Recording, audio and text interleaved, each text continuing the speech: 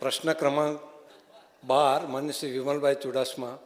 માનનીય અધ્યક્ષશ્રી, આપના માધ્યમથી મેં મંત્રીશ્રીને પૂછેલું, છેલ્લા 31/12/2025ની સ્થિતિએ ગીર સોમનાથ જિલ્લામાં આવેલ વેરાવળ સિવિલ હોસ્પિટલમાં સગવડ મંજૂર મહેકમ કેટલું છે, એ કેટલી જગ્યાઓ કેટલા સમયથી ખાલી છે અને ભવિષ્યમાં સારા લાયકાત ધરાવતા ઉમેદવાર મળી લે એના માટે શું આયોજન કરવામાં આવ્યું છે? માનનીય અધ્યક્ષ મહોદય, કોઈ પણ હોસ્પિટલની અંદર જે જગ્યાઓ ખાલી હોય ત્યાં ચાર્જ આપી અને એમના ઉપરી અધિકારી અથવા તો એમના સમકક્ષ અધિકારી દ્વારા એ કામ લેવામાં, પરંતુ જે મેં અગાઉ વાત કરી કે હવે જાહેરાત ક્રમાંક નંબર સાથેની મેં આખી અગાઉના પ્રશ્નની અંદર આખી નોટ મેં વાંચી છે, છતાં પૂરક નોંધમાં જે આપણી પૂરક નોંધ મારી પાસે છે એની અંદર સત્વરે તમામ અધિકારીઓ આપને મળી રહે એ પ્રમાણે માંગણાપત્ર સાથે જીપીએસસીને સુપ્રત કરવામાં આવેલ છે.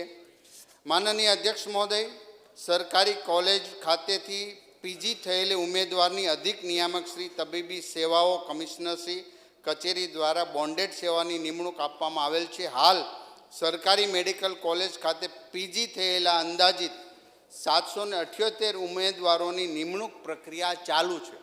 જે ભાઈ કહ્યું કે ક્યાં સુધી મળશે, તો આ પ્રક્રિયા આપને હવે ઉમેદવારો મળ્યા છે, પીજી કે એ થયા હોય એ ઉમેદવારોને આપણે નિમણૂક કરી શકીએ. એ જ રીતે સરકારશ્રીની 29/1/2026ની અધિસૂચનાથી માઇક્રોબાયોલોજીસ્ટ તથા વર્ગ 1ની નિમણૂક આપવામાં આવેલ છે. 11 માસના કરાર આધારિત નિમણૂક પ્રક્રિયામાં અધિક નિયામક શ્રી તબીબી સેવા અને ગાંધીનગર કચેરી દ્વારા પસંદ થયેલા તેમજ કચેરી દ્વારા ઓનલાઈન ઓફલાઈન અરજી ઉપલબ્ધ થયેલા તજજ્ઞોની પસંદગી કરી 11 માસના કરાર આધારિત CHC, SDH અને DH ખાતે એને નિમણૂક આપવામાં આવેલ છે.